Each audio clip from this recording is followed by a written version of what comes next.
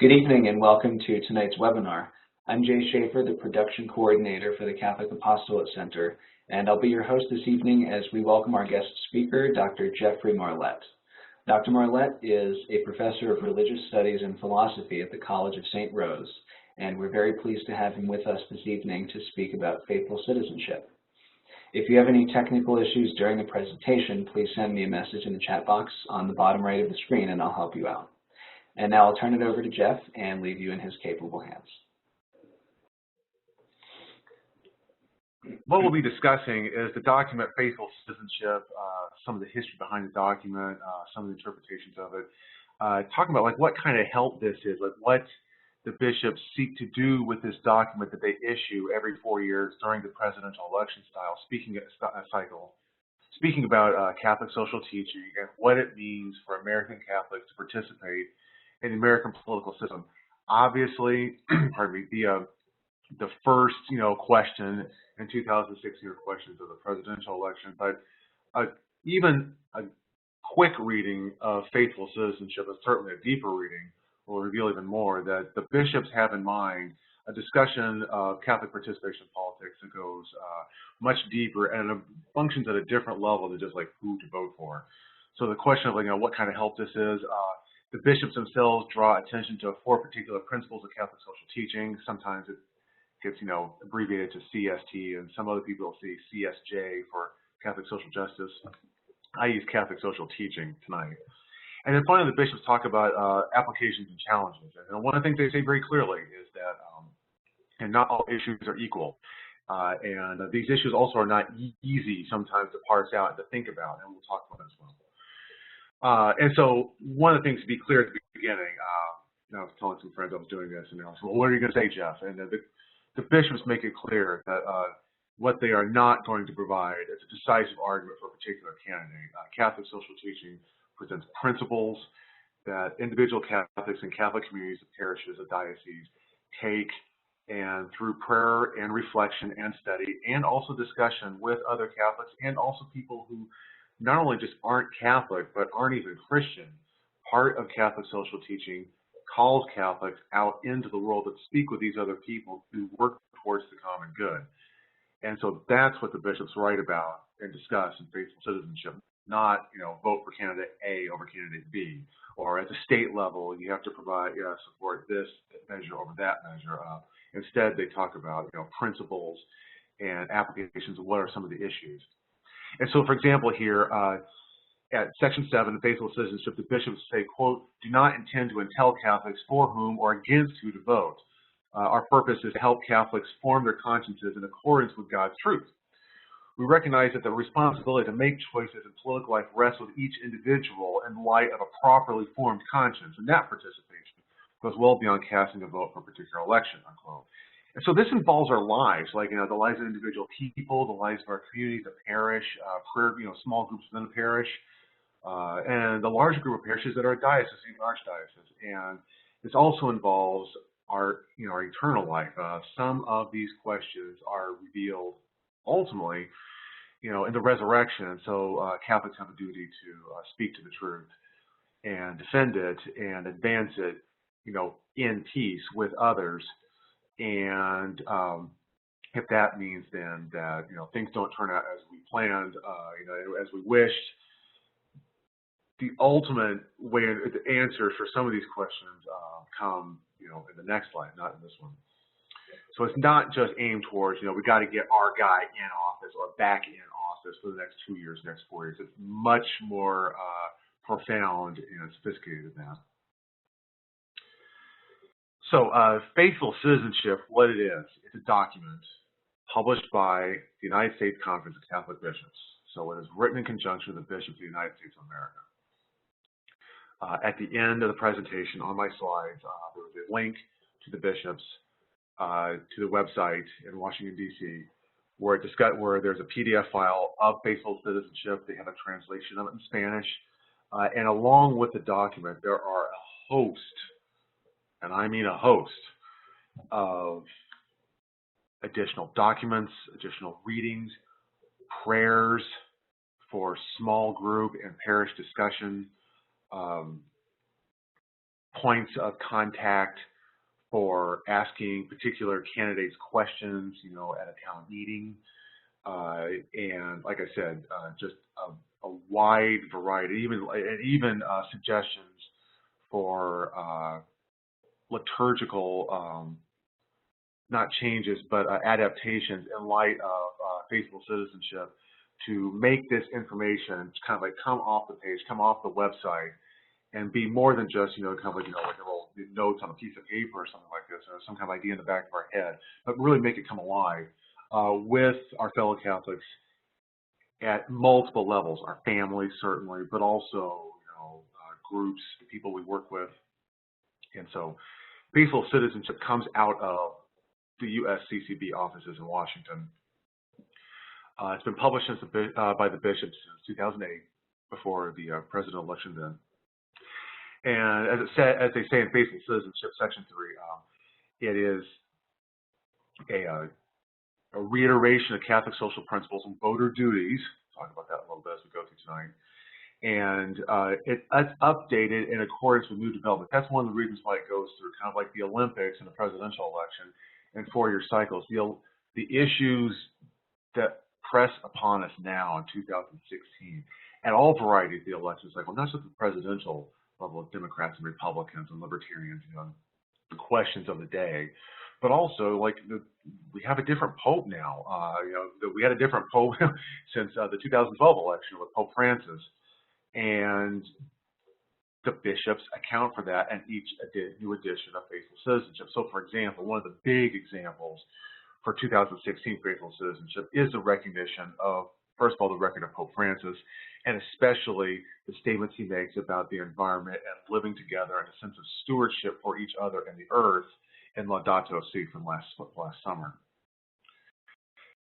This document, though, is part of a much larger part of American Catholic civic participation.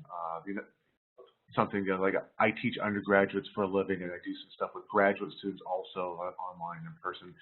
And one of the things about American Catholic self-awareness is, and one of the things we don't recognize is that the Catholic Church in the United States of America has been the single largest Christian denomination and the largest religious entity in the United States since the 1860s. Not the 1960s, the 1860s. So through the Civil War, going through the 1870s, 80s, and 90s, before World War I, and then coming into its own in a new way, intellectually and socially, during the two World Wars, and then certainly during and after the Second World War, culminating with John F. Kennedy's election in 1960. American Catholics have been involved in a variety of ways in American public life, and certainly political life, and the bishops have been there all along. I'll say something about that in a second. And so there's a conscientious involvement by the bishops and just American religion in general, that American religions contribute to public life, whether they're Muslim, Jews, Catholics, a variety of Protestants, and even people who are free thinkers, like New Age folks. There have always been certain Americans who are very active in public life, who are, even though they didn't use the phrase we would say today, spiritual but not religious. And faithful citizenship is a part of the American Catholic bishops' tradition of participating in all this. But it's also a reiteration of something specifically Catholic. And of course, the bishops take that as their role, coming out of the Catholic Church's awareness and identification of, like, what does it mean to be a bishop? A bishop is a public leader of the Catholic community in a certain area. But faithful citizenship are the bishops speaking to all Catholics, so lay people like me, or perhaps a lot of you, perhaps watching, whoever. A lot of us are lay people, and the Church in faithful citizenship sees political participation as a duty of the lay people.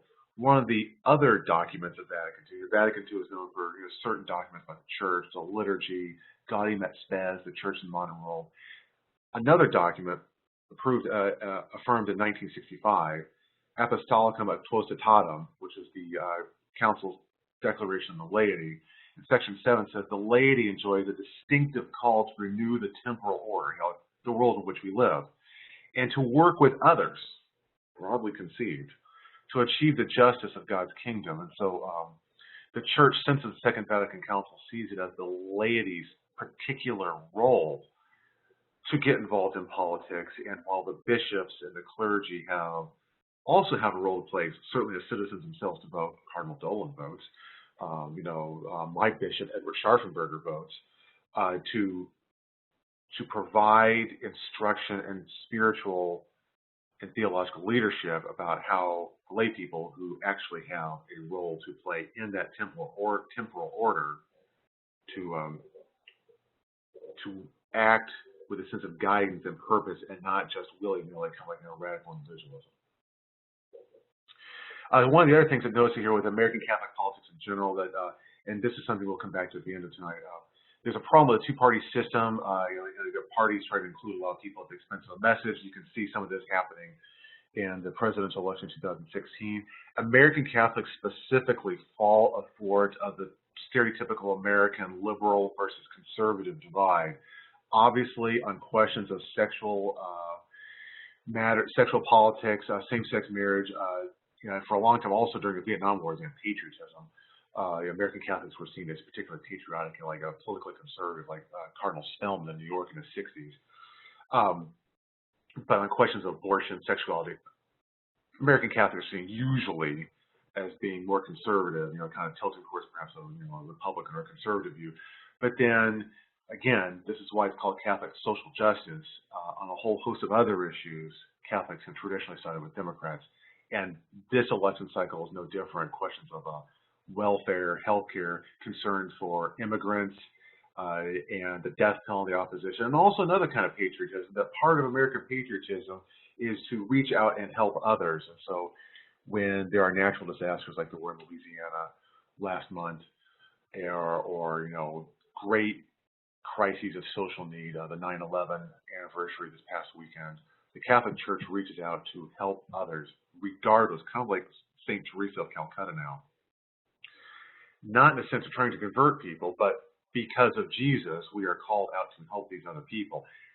That liberal social justice concern about healthcare and immigrants doesn't always connect with, or it doesn't seem like it connects with, the more conservative sexual politics side. That's one of the things about Catholic social justice, the bishop's role in teaching about also faithful citizenship, is that it reiterates the point that the church sees the church's position on these issues not as being separate or bifurcated, a conservative or liberal, but Roman Catholic. And it comes out of the same intellectual and spiritual core. It just happens to be in the United States that we, said these issues are conservative, these issues are liberal. The Catholic Church has got to choose. Something that has been batted around by people like Michael Baxter from Notre Dame, and a whole host of others is it possible to have a Catholic political party?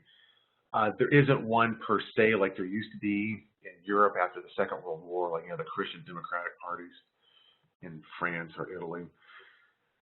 But there is a third party that is active this election cycle, the American Solidarity Party, that tries to get at specifically this unified content. And that's interesting, but that's a third party. Most American Catholics are either Democrats or Republicans, and that is something that the bishops are very well aware of. They have a sense of idealistic principles, obviously, but the bishops are not going to say, oh, you have to change party affiliation too. That's not what they're concerned about. And so mentioning the bishops, the bishop's presence in talking about these issues goes back to the 19th century with John Hughes, the bishop in New York City, defending Irish immigrants against Protestant aggression during the Civil War and before it. The Civil War itself saw the nation's Protestant churches split over the question of slavery, and even though some Southern Catholics, including some priests, owned slaves in Southern states, the church remained unified, even as obviously the church's bishops even had different political views on questions of segregation and secession. And that is helpful to remember sometimes, because that was very obviously a critically difficult part in our nation's young history at that point. And that reminds us, and the bishops themselves are humans like the rest of us. They get involved in these issues, and they do disagree with each other. Personally, they may not see that in faithful citizenship, but that's an important thing to keep in mind. in the 20th century, you see the bishops then getting involved at the local level, questions like labor, child labor, birth control, and then taking leadership following Pope Paul VI encyclical reaffirming the church's prohibition of artificial birth control, Humanae Vitae, and then the Roe versus Wade decision in 1973. Did you see bishops reasserting the teaching role of their duties to talk about what it means to be Catholic in the public sphere? And so today, in the 21st century, we have questions about like whether or not communion should be denied to pro-abortion Catholic officials, questions of opposing abortion and the death penalty, and then supporting immigrants. Obviously, I mentioned Pope Francis and Laudato Si with questions of environmental stewardship, and especially religious freedom with questions of, where does the church stand with other religious groups over questions of implementing issues dealing with marriage, private education, healthcare laws, things like that. On this very note here with the 21st century, just yesterday, the Bishop of Richmond, Bishop Francis Di Lorenzo, issued a very brief, like 165 to 170 words, very short, statement reaffirming the church's unchanging teaching that marriage consists of one man and one woman, and that children produced by a marriage have a right to be raised by one mother and one father. Kind of thing that really you will see faithful citizenship working in conjunction with the headlines that we see every day as the election cycle, as we get closer and closer to election day. This isn't just history. This is something that we see going on right in front of us. And then finally, one of the things I've been speaking about with Father Donio, the director of the Catholic Apostolate Center, things that go on in the parish, like how can the individual Catholic, even if you don't work at the parish, you're family, married, single, you participate in parish life, what can you do? Well, the answer is, a lot. So the notion, like I wrote here, you can't be spiritual but not religious. Part of being Roman Catholic is to be spiritual and religious, so to speak, and participating in the public sphere in different ways is, part of our duty as Catholics. As Fulton Sheen said, there's kind of, a certain kind of like apocalyptic notion to this, and certainly, but he's got a point. And this was retweeted by Chad Pecknold, who is a moral theologian that teaches at Catholic University, just yesterday on Monday, September 12th, that, this Fulton Sheen quote, that, quote, a religion that doesn't interfere with the secular order will soon discover the secular order will not refrain from interfering in it. Namely, that, the tendency and the history of Christianity has groups like the Anabaptists, folks who want to pull away and do their own thing and act as if the rest of the world doesn't exist. Eventually, those groups are brought back into the political community by force, by law, but oftentimes against their will in some way or another. And one of the things that Sheen has in mind here is that, Catholics have a duty coming out of not just the baptismal vows, but the way in which the church sees itself in its moral and spiritual teachings, that part of that body of knowledge and that experience requires political involvement. And so, like, one of the things, that you find out in the literature about parish revitalization, whether it's Sherry Weddle's Forming Missionary Disciples or the Rebuilt book by White and Corcoran, they talk about one of the things that rebuilds parishes is a personal relationship with Jesus, which for a lot of Catholics sounds very evangelical.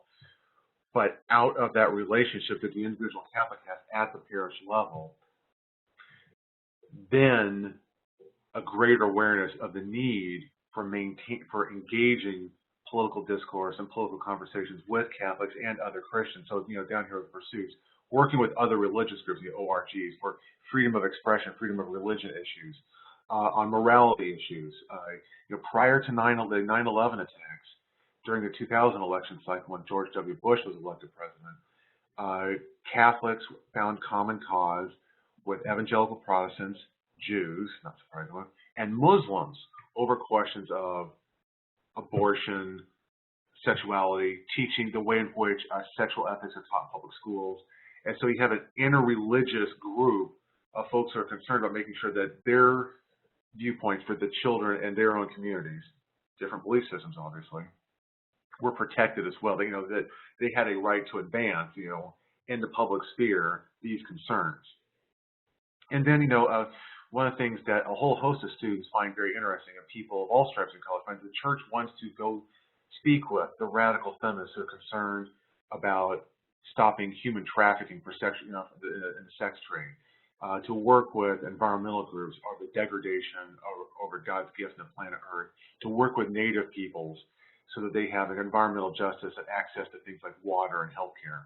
The church wants to work with these people, not to try and convert them in some kind of crusade or some secret crusade, like the Da Vinci Code, something like that. Like we're secretly working to convert everyone. No, this is a matter of the common good. Having access to drinking water, to make sure that folks have adequate health care. And later on, faithful citizens with the bishops talk about what the economy has to serve people first. Well, some of these people that the economy serves aren't Roman Catholic. We're concerned about them too. So in the introduction in section 4, faithful citizens, the bishops write, quote, we're part of a community, this rich heritage. That part of that heritage comes from the teaching of the Second Vatican Council on religious liberty, that society itself may profit from the moral qualities of justice and peace, which have their origins in people's faithfulness to God and His holy will, unquote. So again, the church sees it as coming as they're called out by God. In their own sense, it's not out of fear. And so Catholic social teaching fosters spiritual growth and thus eternal salvation. It's Roman Catholic. It's not some general mushy principles. But it also fosters real growth, both moral and material, among individuals and communities, obviously starting with the notion of respect for human dignity and solidarity. And as the moral theologian Brian Benestad wrote in a book published in 2011, the Catholic social teaching offers, quote, a greater chance for achieving a good life. The Catholic Church, led by the bishops, and they kind of talk about this in faithful citizenship, Catholic social teaching involves the political realm, but really what it's concerned about is our lives now on earth and eternal life. And these are good principles for everyone. There are points of contact, common ground, with people who are Roman Catholic, people of faith, and people of no faith at all. And so, like I wrote here, the principles require reaching out and dialoguing with non-Catholics. This isn't just, a kind of a purely idealistic, retreating kind of notion of the faith. It calls people out into the world and to meet people then where they are. And sometimes, this is not free of conflict. And so what kind of help is this? Well, in Section 8, the bishops write, the particular judgments of the document may fall on various points on the political spectrum, but the foundational principles that guide these teachings shouldn't be ignored in any case. And they reiterate this last phrase more than once. You can't just pick and choose. A lot of us have heard the phrase cafeteria Catholics. I like the liturgy, I like the spirituality, I like Mary, but kind of artificial birth control stuff, hold on, I'm trying to give that up. I've got a diet or something like that. You can't pick and choose. If you're going to talk about how intrinsic human dignity is the foundational principle of Catholic social teaching, then you at least have to have the consistency to apply it consistently. And that's going to have real world implications for how you look at not just abortion. That's the big one, obviously, but also things like healthcare, the immigrant, the student who's poor and might need some extra help with writing or some academic, preparation they might not have gotten. And that also means maybe the students, there are people who come from wealthier backgrounds. They also have needs. You can't just dismiss, they're rich. They're rich and therefore they're rotten. This is, it's not Marxism. And then so you can't pick and choose. Also required by our faith and bishops' right to engage public and political issues, but this also involves confronting our own sinfulness, our own as well as others. And this is something the minute you say that in the context of Catholic social teaching, everyone thinks, clergy sexual abuse. And that's a real thing. I know from the classroom, my own experience, students have real questions about that, not just because of their age or they aren't aware of things, but, the church is made of human beings. And while the church is holy, Christ makes the church holy, not we don't. And we can really screw up. That doesn't diminish the truth of the principles. And as the bishops right there, thus our faith helps us understand that a pursuit of a civilization of love must address our own failures and the way these failures distort the broader ordering of society in which we live. Like, we're not everything's going to go right. The road to hell is paved with good intentions. You can try to do something right when it blows up in your face. And part, again, of the church's tradition involves the sacrament of penance and healing, that we have to come back and let the Lord sanctify us and rebuild us, because we can't rebuild ourselves. It was Pelagius who believed that that God helps those who help themselves, and it was St. Augustine who said God helps those who cannot help themselves. And so the bishops are interested ultimately in a different kind of politics. Again, these first lines here speak directly to the reality of the 2016 election in a certain way, that it's going to be a contested, powerful interest, partisan attacks, sound bites, and media hype. And the church calls for a different kind of political engagement, one shaped by moral convictions, by well-formed consciences. That this takes time. Your conscience is just like a muscle in your body. You have to eat right and work out right. As one of the physical trainer on the internet that I know says, Funk Roberts, you can't out-train a bad diet. And a conscience can't form properly if you read all the right things and then don't do anything. And so formation of conscience takes time. And so and focus on the dignity of every human being, the pursuit of the common good, and again, the protection of the weak and vulnerable. And the call to faithful citizenship affirms the importance of political participation, insists that public service is a worthy vocation. So the temptation is to say, they're all dogs, vote them all out of office. Serving the public good in elected office is a vocation that some people have. It's not a cynical power grab. The Catholic Church sees, because of its principles, that this is a good thing. And so by citizens, they continue, we should be guided more by our moral convictions and our attachments to a political party or interest group. When necessary, our participation should help transform that party which we belong to, and not let the party transform us. That's another side of the American Catholic historical story, the ways in which, as Catholics, try to shape culture, that American culture has shaped Catholics. And so we are called to bring together our principles and our political choices, our values, and our votes to help build a civilization of truth and love. Now, where does this come from? The bishops themselves say, in Faithful Citizenship and elsewhere, it comes from Scripture. On the tomb, on the third day, the tomb was empty. And the story of salvation, from creation through the incarnation and the resurrection, and then after in the life of the church, the biblical witness provides a foundation for everything else. Then also papal encyclicals, the writings of the popes before and after the council. Classic theologians like St. Augustine of Hippo, who kind of formed a lot of the foundation of this. Obviously, St. Thomas Aquinas, the angelic doctor, who remains a constitutive part of so many parts of Catholic social teaching. And then, since we're talking about politics, St. Thomas More, the Chancellor of England, who went to his death trying to defend a Catholic notion of England, and has the great line, which is recorded in A Man for All Seasons, the play in the movie, I die the king's loyal subject, but God's first. And that kind of idea from St. Thomas More, that we are loyal citizens to the nation where we find ourselves, but that loyalty is not complete, because our first loyalty lies with God.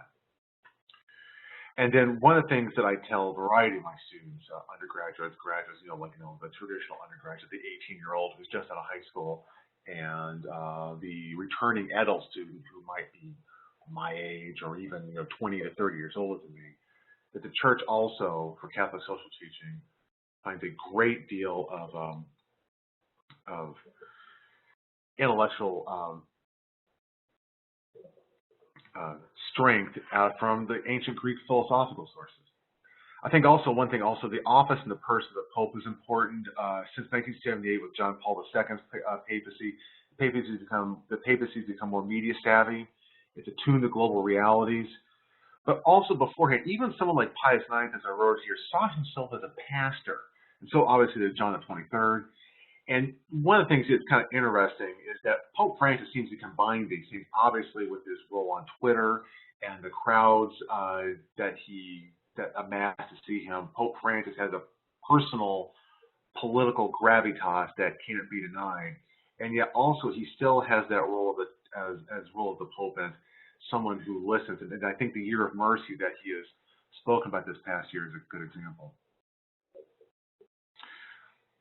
The bishops take the doctrine, take the faithful citizenship. They talk about 4 principles of Catholic social teaching. There are others: stewardship, the rights and goals of work as a right, that call to family. But it starts out with human dignity, subsidiarity, the common good, and solidarity. And out of these principles, then they come up with some applications, which we'll talk about in a second. Human dignity, something that is a bedrock part of Catholic social teaching. What the faith teaches about the dignity of the human person, they write, but the sacredness of every human life and humanity's strengths and weaknesses help us see more clearly, that also comes to human reason. So this is revealed to us, but you can also arrive at this. This is not a principle that Catholics they have to bracket when they speak with people who are Muslims or Jews or atheists or agnostics. Someone can be of no faith at all, understand the principle of human dignity. And so that we are people of both faith and reason, bishops, right? It is appropriate and necessary for us to bring this essential truth about human life and dignity to the public square. We are called by Christ to practice and love one another. We're also called to promote the well-being of all, including especially the weak, the vulnerable, and the voiceless. And one of the things I think is important is that those are some pretty big umbrellas under which people fit. It's the groups you think they are: the elderly, the sick, the homebound, the immigrants, but also people who might materially be well off, but spiritually and psychologically and emotionally are in a great state of peril. And the church, those people have dignity too. And you don't lose your dignity by your actions. People try to deny it in themselves, but the whole point about human dignity is you don't lose it. It's irreducible. And so therefore, as the bishops write in section 44, direct attacks on innocent persons are never morally acceptable at any stage of any condition. And of course, part of the list here involves, what you might think of stereotypically Catholic abortion. Other direct threats to the sanctity of human life include euthanasia and assisted suicide, sometimes labeled called death with dignity, cloning and in vitro fertilization, and the destruction of human embryos for research, because the notion of life, from conception to natural death, all human life in between those 2 points requires defense, including people whom we might otherwise try to discount. So getting back to the political discourse, especially in this year, human dignity requires us to look at the other, the person who's voting for the candidate we don't like, that we despise. Those people and that candidate still retain their human dignity. That's one of the things this, kind of thinking really reiterates. The second principle, subsidiarity, works from human dignity. Because we are all possessed of this human dignity, the family, the kind of like the founding nugget of human society, starts out with, we all each have a right, as they write here in section 47, have a right to and duty to participate in shaping society and promote well-being, especially for the poor and vulnerable. What subsidiarity means, this comes from Pius XI back in 1931, in Quadragesimo Anno, lower level solutions are better than bigger ones. If the problem is local, the solution at best to recognize and defend the dignity of the people involved should also be local. If the problem then is more extensive in the very local level, then the solution should be equally scaled. And so as they write here in section 48, this principle of subsidiarity reminds us that larger institutions in society should not overwhelm and interfere with smaller or local institutions. And yet the larger ones have essential responsibilities when the more local institutions cannot adequately protect human dignity, meet human needs, and advance the common good. And they cite here Centesimus Annus is Pope John Paul II's encyclical about the dignity of work and labor. in 1991, and Dignitatis Humanae as the Vatican II's document, Declaration on Religious Freedom, that this is part of the church's goals, to allow people where they are to, as long as they don't violate human dignity, to find a solution that works for them. Obviously, within a framework. That's the important part. I mean, it's not relativism in that sense, but the solution that works in Albany, New York, or Evansville, Indiana, or Portland, Maine, or Baltimore, or Pensacola, Florida, or Tulsa, Oklahoma, Mount Vernon, Missouri, Seattle, Washington. They all might be the same problem about hunger and homelessness and drug addiction in those places, but how those get solved at one level requires, because of human dignity, a subsidiarity approach. But once things get too big, also, the church does recognize that something's got to be done about it. Once you build from subsidiarity, then the third principle of Catholic social teaching that the bishops use in faithful citizenship is the common good. That human dignity is respected and fostered only when human rights are protected. As you can see down here at the bottom, the number 50 has the best line. The economy must serve people, not the other way around. That's a point about the common good, but also subsidiarity. Like you can't have a Procrustean bed of a plan. We're going to make everybody fit a certain set of ideas. Whatever doesn't fit, we're going to lop off. And so you have absolutist approach to social issues. Obviously, human dignity can't be denied, so you can't go around and say, oh, well, the solution to this problem is, widespread euthanasia or sterilization. No, you can't do that, but you have to find ways of working with the people where they are. And in this sense, numbers 49 and 50, a serving of the common good. That the right involves religious freedom for individuals and institutions, our families, and the larger society. And every person has the right to life, a fundamental right that makes everything else possible. That a right to access those things required for human decency, food and shelter, education, employment, health care and housing, and a freedom of religion, and a freedom to family life. That's that the poor also have a right to be married and have children and not to be looked down upon. Or so, like, the way we're going to help you out of poverty is to make sure that you don't have any children. There are ways out of poverty that don't necessitate that radical denial of a basic human right to family life, to participate in family life, to be part of a family. And then finally, solidarity. As the bishops, right, we are one family, whatever our national, racial, ethnic, economic, or ideological differences. We are our brothers and sisters keepers, wherever they may be. And so what happens in Louisiana is of importance to me in upstate New York, to the rest of you, what happens in Syria and Iraq to Christians, but also to the immigrants coming into Europe, that they have that their dignity is respected, and that they respect the dignity of the people who live where they are going to. That like the people receiving immigrants also have dignity and rights as well.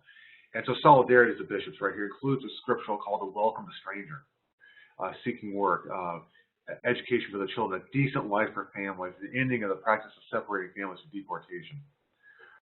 In light of the gospel's invitation to be peacemakers, our commitment to solidarity with our neighbors, demands we promote peace and justice in a world, that's marred by terrible violence and conflict.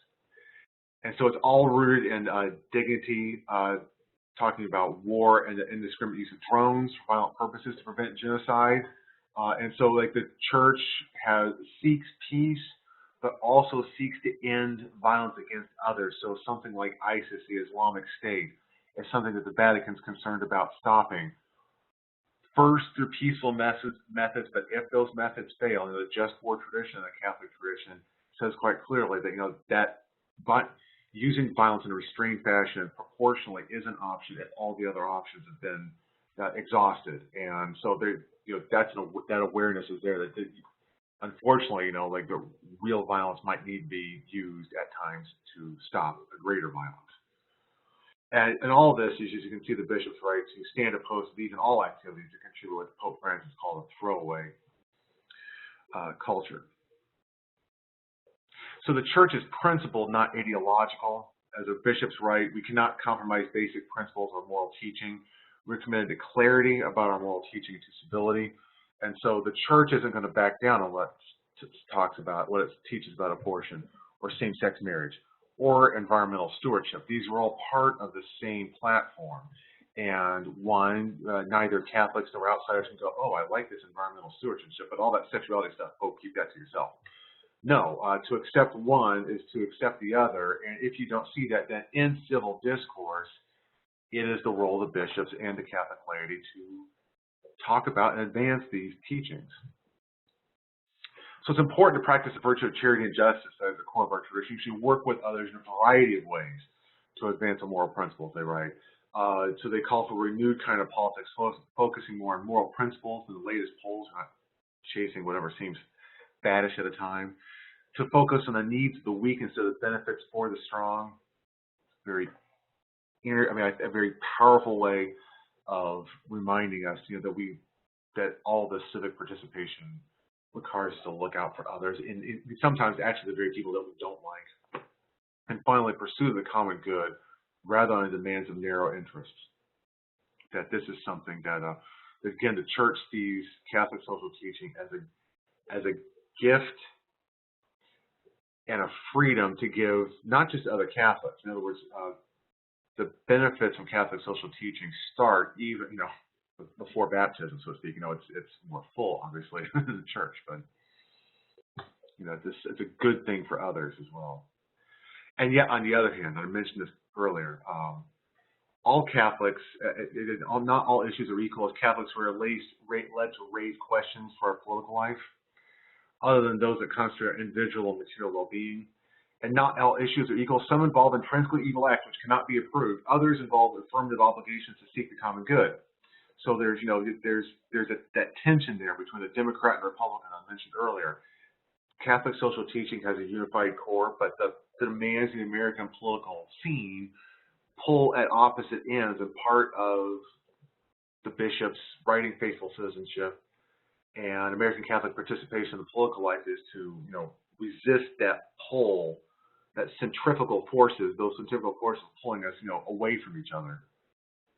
And we hope the Catholics, as they write here, ask candidates how they help organizations pursue these, important goals. To not let them off the hook, to allow the candidates to speak for how they're going to do something, and then to hold the elected candidate, the elected officials to task.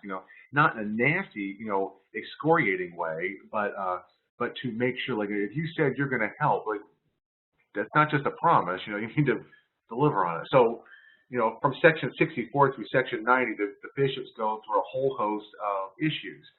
Some of these are kind of like the traditional ones, like the first one, defending human life, abortion, obviously, but then promoting peace. One of the things that's interesting is that a larger section, if you look here, section 73 through 79, economic justice is at the heart of Catholic social teaching, dating back to 1891 with Pope Leo XIII and Rerum Novarum, and that doesn't diminish here 125 years later in 2016. And so the stereotype for some folks in American political discourse, kind of like a polite conversation, the church, sexuality teachings, conservative, whatever. The church is also very much concerned about economic justice for all. Like the line said, the economy must serve people, not the other way around. Healthcare. Obviously, in observation of the church's teaching on sexuality, not the kind of healthcare that's being offered now, but an authentic healthcare that observes the freedom of conscience and religious expression for all peoples, not just Catholics. Education. Something that's particularly important this year, besides the environmental stuff, also is the awareness of stopping violence and discrimination in our cities and around the country. And then also an awareness of social media. Just on Monday, John Allen Jr. from Crux Now, the kind of like great, Catholic news commentary site. John Allen Jr. talked about speaking with Bishop Robert Barron from Los Angeles, and Bishop Barron said that the development of social media is the greatest, most influential human invention since the printing press, bigger than television and radio. And Allen says he's got a point, and our election cycle shows how influential developments in America in technology, like social media, can be used for good and ill, and so it's part of our role as Catholics to engage not just the politics, but also social media for good. And so at first it seems easy. I do think it's important to recognize, that we have the ongoing, legacy of the sexuality scandal. But down here at the bottom, like the good old-fashioned G.K. Chesterton comment, that Christianity has not been tried and found difficult; it's been found difficult and left untried. That a lot of people, kind of see this like, oh, this is too hard. But the church is growing around the world, maybe not here in the United States, as well as we might think it is. The Northeast is particularly kind of like, post-Christian, a lot of polls show. But the church around the world is growing. It's growing in Africa. It's growing in Central and South America, where Pope Francis is from. It's growing in the Philippines, in Asia. And we can work, and the Catholic social teaching applies to them and enlivens them as much as it can us. And so we're not alone in this, in that sense either. Finally, this title, The Church's Best Kept Secret, is the title of a couple books. But Catholic social teaching is a great thing, which the bishops apply to political life, obviously with a certain kind of platform. But again, a politics of principle, not polls and particular candidates. And so therefore, people have said that the Catholic social teaching is the Church's best kept secret. Seeking to form Catholics, not scripting your thoughts or your actions. And so to use the freedom God has given, it's not just freedom to do evil. Like people think, oh, free will, free to do evil. No, no, no. We're also free to do good. And through the political process, individually and collectively, we can do a lot of good to, serve the common good. And so therefore, I think in closing, one of the things to keep in mind is St. John Paul II's wonderful one, which I first heard mentioned by, I had forgotten this, and Cardinal Dolan mentioned this when he addressed the Catholics, the New York Catholic Conference at the state capitol in Albany, New York in 2010. That this line from a Section 39 of Redemptoris Missio by John Paul II, the Church proposes, she imposes nothing. Some people are going to look at this, all this faithful citizenship, Catholic social teaching, and say, nope, not for me. And the Church says, that's unfortunate. We wish you would agree with us, but we're still concerned about your participation in the common good too. So your people are free to walk away from this. But if you claim the role of Catholics, there are certain duties and responsibilities, a duty to form your conscience properly with the teachings of the Church. And then you're not imposing it on yourself. You're not lobotomizing yourself. You're freely accepting what the Church is proposing and offering, which is, as Dr. Benestad wrote, a better chance, a greater chance at a better life. So, in conclusion here, I provided the link for Faithful Citizenship. There is a ton of information, including videos with commentary on Faithful Citizenship. The Compendium of the Social Doctrine of the Church is a document that the bishops cite within Faithful Citizenship. The Paulist Fathers have two documents themselves that work with Faithful Citizenship and the Principles of Catholic Social Teaching. That's very interesting. I mentioned Dr. Benestad's book, Church, State, and Society. I mentioned Chad Pecknold on Twitter, who tweets about these things, and as a moral theologian, he's very well versed. And so you get like the social media 140 characters format, but the depth and profundity of Aquinas and Augustine, St. Thomas More. Finally, if any of you all have any questions, I blog at spiritualdiabetes.com, where I play around with this notion of what a diabetic condition is, about thirsting for something and not having your thirst fully slaked. And then my email, catholicstudies@hotmail.com. I look forward to hearing some questions in the chat that's following, and I wish you all the best. Godspeed. Thank you.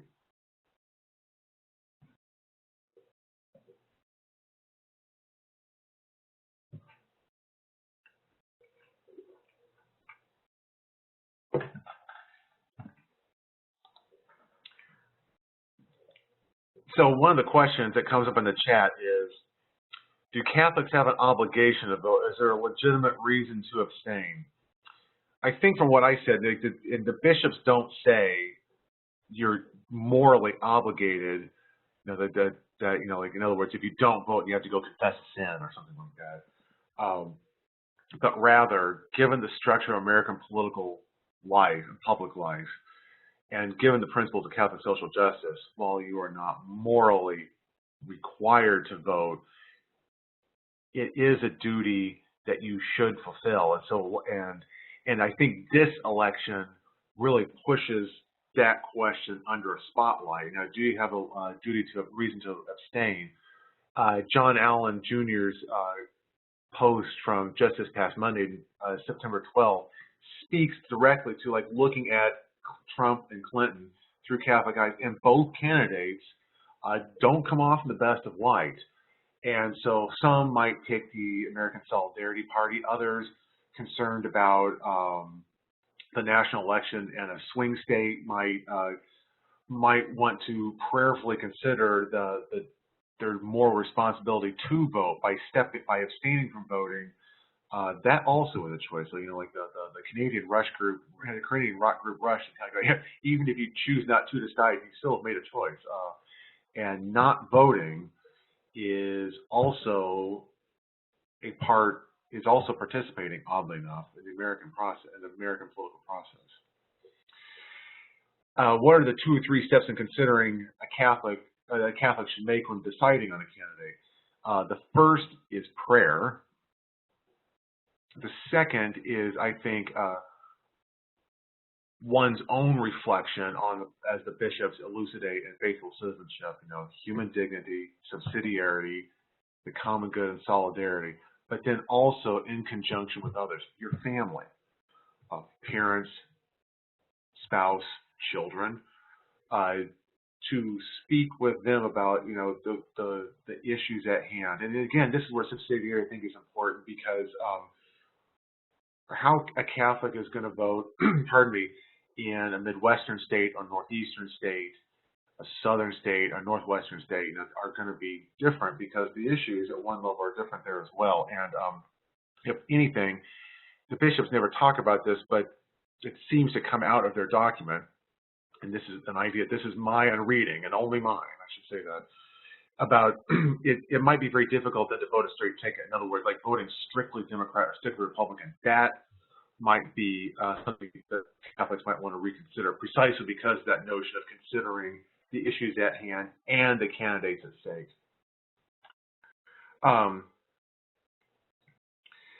This is a long one. What are some ways that a Catholic can properly discuss politics without seeming as Catholics we're essentially endorsing a candidate? That's a good one. In other words, how can we discuss the election to less informed Catholics, even non-Catholic voters who might bring it up with work and friends?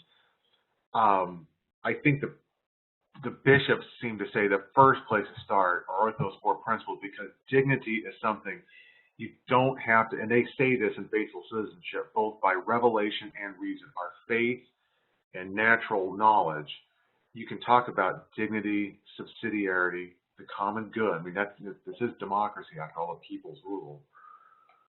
Those principles allow us a chance to, you know, if you're talking with a less informed Catholic, that's going to be one kind of conversation that you might be able to use some nomenclature differently, but, you know, even the person who's nothing, a nun, N-O-N-E, can, through conversation, because, you know, you've got to believe in the goodwill of the person, is going to understand something like human dignity. Now, I think one of the things to recognize about that question, a less informed Catholic, is, I think the other thing you might want to ask, ask yourself, is the person less informed, or are they just voting for the other candidate?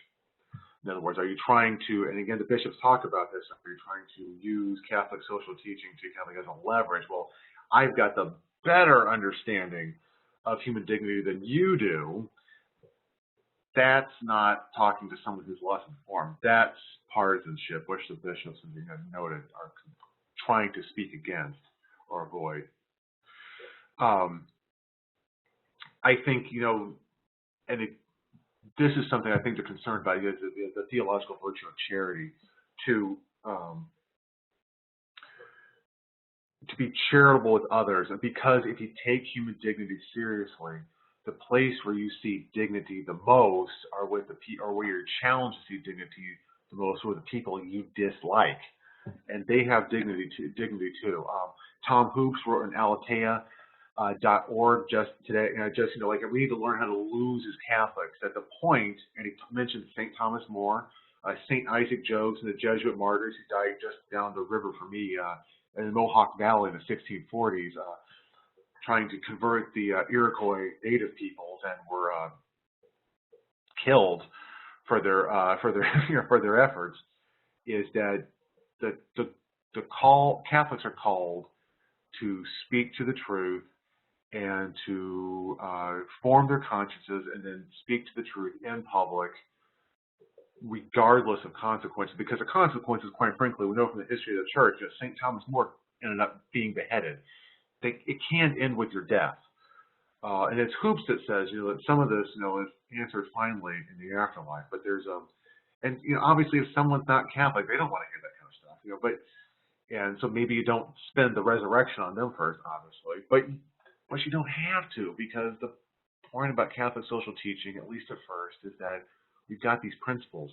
These principles allow the devout Catholic to speak with the radical secular feminist. It allows the Catholic to speak with people who are concerned about environmental issues, because they have different notions of life, obviously, but they're still concerned about protecting and caring for the natural world outside our walls. So we've got a lot of connecting points there without having straight to go to Revelation. I think one of the theological sources that people aren't going to quote, but who forms our approach, that kind of approach to people who aren't Catholic and who aren't even Christian, is St. Thomas Aquinas. That we know there's a lot that we can know by reason. You don't need to be baptized to understand biology and mathematics, and even a lot of principles of economics. You do need to be baptized to attest to the Trinity, and the Trinity is important, obviously, for a full Catholic understanding of truth and social justice. But for people who are at the front door, human dignity is an idea, a rational point that doesn't require baptism, at least at first. Eventually, obviously, for the fullest understanding of human dignity, that does require specifically something Catholic. I think one of the other things that that kind of adds up with this is that, again, and you get this in Benestead and Techno, there's a certain joy with all this as well, that this is ultimately a good thing, not in a snarky Schadenfreude sense, but a sense that we're concerned about your good too, and we're concerned even when you disagree with us. So, again, thank you very much. Godspeed to all. I appreciate your comments and your questions.